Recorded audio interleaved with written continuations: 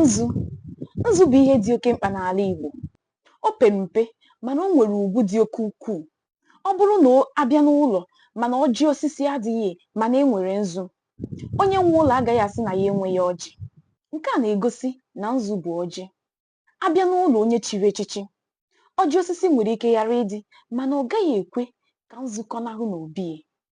Abịa na mgbe ochie na mgbe ụzọ jupụtara n'ihe egwu, nzu bara uru n'ụzọ pụrụ iche. Ọ bụrụ na onye mba abịa na be enyi ya, ọ ga-egbu nzu n'iku anya ya na mbọ ụkwụ ya.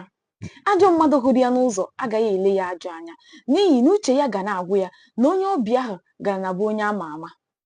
Ịba nzu n'anya maọbụ n'ụkwụ na-egosi na onye ahụ nwere mmadụ maọbụ na ọ ma mmadụ n'obodo ahụ. Ugbu a, kedu uru nzu bara?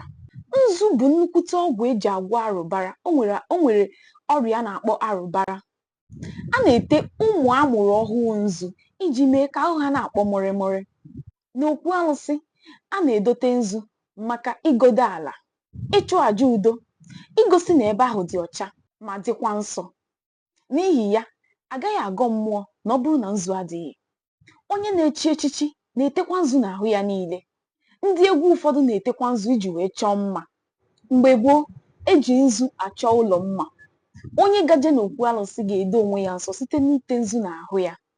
N'ala Igbo, nzu bụ ihe a maara kacha ihe niile a na-ahụ anya ọcha. Ya mere, mgbe a na-ama atụ ọdịdị ọcha ihe dị, a na-asị na ihe ahụ na-acha ka nzu. Abịazie n'aka nke ọzọ, a na-atazikwa nzu ata.